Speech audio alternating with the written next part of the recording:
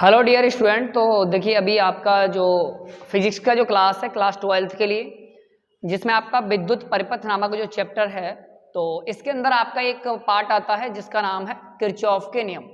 ये आपका बहुत ही इंपॉर्टेंट पोर्शन है क्योंकि इसके ऊपर आपके न्यूमेरिकल्स हों या फिर आपका थियोरी पोर्शन हो या फिर डेरिवेशन हो, ये सारी चीजें इसके अंदर रहती हैं। ठीक है ना।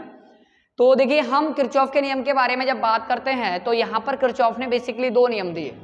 पहला नियम दिया, प्रथम नियम के नाम से भी जाना जाता है इसे, या फिर इसे हम संधि का नियम भी कहते हैं। ठीक है ना। दूसरे नियम की जब बात की जाती है तो द्वितीय नियम, अथवा इसे वोल्टता नियम भी कहते हैं या फिर इसे बंद पास का नियम भी कहते हैं। वहीं पर इस नियम को आपका धारा नियम भी कहते हैं। क्या कहते हैं? धारा नियम। अब इस नियम के अकॉर्डिंग ही हमारे जितने भी परिपथ की गणनाएं हैं उन सभी गणनाओं को हम करते हैं। तो देखिए समझते हैं क्या है। सबसे पहले हम समझेंगे प्रथम नियम। तो प्रथम नियम में क्या कहता है, अगर मैं किसी भी संधि पर, जैसे मान लीजिए सपोज दैट ये एक संधि है जिसपे आपके बहुत सारे जो कनेक्शंस हैं वो हुए हैं और इस संधि पर बहुत सारी धाराएं आपकी आ रही हैं, कुछ धाराएं आपकी जा रही हैं, तो यहाँ पे जो नियम है वो ये कहता है अकॉर्डिंग टू किरचॉफ, जैसे मान लीजिए I1, ये I2, ये I3, I4 एंड I5। तो प्रथम नियम के अकॉर्डिंग किरचॉफ के ये कहता है कि किसी भी संधि पर आने वाली धाराओं का योग, आने वाली धाराओं का योग, ये आपका उस संधि से जाने वाली धाराओं का योग, धाराओं का योग।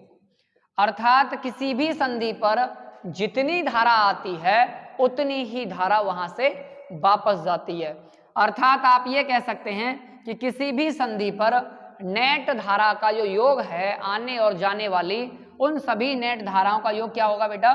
शून्य होगा।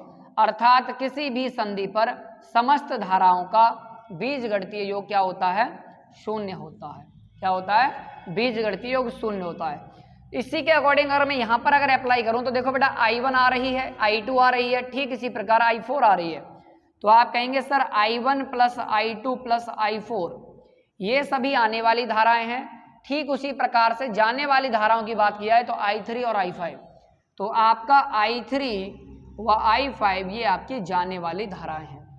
तो अगर मैं ये कहूं कि आने वाली धाराओं का योग और जाने वाली धाराओं का योग ये दोनों क्या होते हैं? बराबर। अथवा मैं अगर आपसे ये कहूं कि इन सभी धाराओं का अगर मैं बीजगणितीय योग कर देता हूं, अर्थात I1 plus I2 plus I4, और ये जाने वाली है तो इसको क्या कहेंगे? I3 माइनस में, और ऐसे ही I5 माइनस में, तो बेटा क्या हो जाएगा? शून्य हो जाएगा, अर्थात 0 हो जाएगा। मतलब किसी भी संधि पर जितनी धारा आती है उतनी ही धारा उस संधि से जाती है। ये आपका किसका नियम है? ये किरचॉफ का प्रथम नियम है, अथवा इसे हम संधि नियम भी कहते हैं। ठीक है ना। चलिए तो देखिए इसके ऊपर एक न्यूमेरिकल लेके हम इसको और थोड़ा सा जस्टिफाई करने की कोशिश करते हैं। तो मान लीजिए आपके पास में एक सर्किट है, सॉरी आपका एक परिपथ का एक हिस्सा दिया गया है जिसमें आपके बहुत सारे नोड दिए गए हैं। नोड अर्थात आपका संधि दी गई है इनमें। तो ये मान लीजिए आपका ये मान लीजिए आपका 2 एम्पियर की धारा इधर जा रही है, इधर से आपका मान लीजिए 5 एम्पियर धारा आ रही है, और इधर से आपका मान लीजिए 7 एम्पियर धारा आ रही है। यहाँ मैंने कहा ये I1 है, इसको मैं P, Q और इस वाली संधि को मैं R नाम दे देता हूँ। तो यहाँ से अभी मैंने देखा कि यहाँ से आपकी जो धारा है, मान लीजिए सपोज दैट 1 एम्पियर की धारा आ रही है, और ठीक इसी प्रकार से इधर आपका ये 3 एम्पियर की धारा जा रही है, और यहाँ पे मान लीजिए ये I2 है, और ये आपका क्या है? I, और इस वाले संधि पे मान लीजिए सपोज दैट आपकी जो धारा है वो 2 एम्पियर इधर जा रही है, इधर से आपका 3 एम्पियर धारा आ रही है। देखिए इस एग्जाम्पल में हम ये समझने की कोशिश करेंगे कि यहाँ पर फाइनली जो धारा I का मान है वो कितना है। ठीक है ना। तो यहाँ पे बेटा आप देखेंगे इसमें आपका 3 संधि दी गई हैं। पहला संधि P है, दूसरा Q है, तीसरा संधि R है। अब हम क्या करेंगे, प्रत्येक संधि से धीरे धीरे आगे बढ़ते हुए जाएंगे। तो सबसे पहले हम संधि पी की बात करते हैं।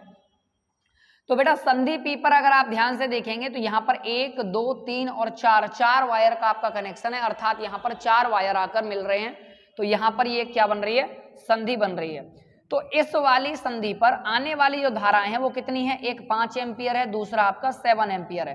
तो बेटा आप पी संधि की जब बात करेंगे तो पी संधि पर कंडीशन क्या बन रही होगी, 5 + 7 बराबर में ये आपकी दोनों जाने वाली धाराएं हैं, तो 2 + I1, अर्थात आप ये कह देंगे 7 और 5 12 में से 2 आपका कैंसिल आउट हुआ, तो I1 का वैल्यू कितना आ जाएगा बेटा आपका, तो आप कहेंगे सर 10 एम्पियर।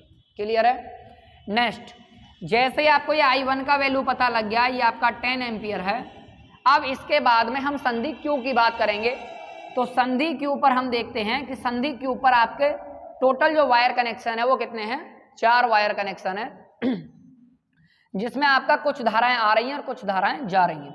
तो संधि Q की जब बात की जाती है तो Q संधि पर आप देखते हैं कि जो आने वाली धाराएं हैं वो एक तो ये 10 एम्पियर है, दूसरा आपका 1 एम्पियर है, बाकी धाराएं आपकी जा रही हैं। तो बेटा आप कह देंगे 10 + 1 और जाने वाली धाराओं का योग इसके बराबर होगा। तो यहाँ पे आपका 11 हो गया, 11 में से 3 गया तो कितना बचा आपका बेटा, I2 का वैल्यू 8 एम्पियर। क्लियर है। अब हम आ जाते हैं इसके बाद में कहाँ पे, आपका संधि नंबर R पर। तो संधि R पर जैसे ही हम जाएंगे, देखो ये आपका वैल्यू मिल गया है 8 एम्पियर। अब ये जो आपका 8 एम्पियर वैल्यू मिला है, इस वाले को हम R संधि पर इस्तेमाल करेंगे और उसके बाद में ये आपका बन जाएगा। ठीक है।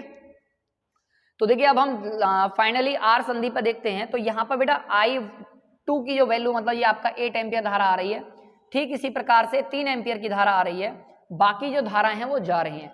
तो आप ये कह सकते हैं सर आने वाली धाराओं का योग बराबर आपका हो जाएगा बेटा जाने वाली धाराओं का योग। तो आप देखते हैं ये कितना हो गया, 8 और 3 11, और इधर 2 आपका इधर आके कैंसिल आउट होगा, तो कितना रह जाएगा, तो आप कहेंगे I1 का वैल्यू रह जाएगा सर 9, I का वैल्यू सॉरी। तो आप ये कह सकते हैं कि इसमें आपका जो धारा I है वह कितना है, 9 एम्पियर की धारा है। ठीक है ना। ये हमने पूरा एनालिसिस किसके आधार पे किया, तो ये बेटा प्रथम नियम अथवा संधि के नियम के आधार पर किया। ठीक है ना। तो चलिए हम अगले वीडियो में, नेक्स्ट वीडियो में हम समझने की कोशिश करेंगे किरचॉफ का द्वितीय नियम क्या है। ठीक है ना। और इस वीडियो को देखने के लिए आप सभी का बहुत बहुत धन्यवाद, और चैनल को जरूर सब्सक्राइब करिए जिससे कि आप तक ये वीडियो टाइम टू टाइम पहुंचती रहे। बहुत बहुत धन्यवाद।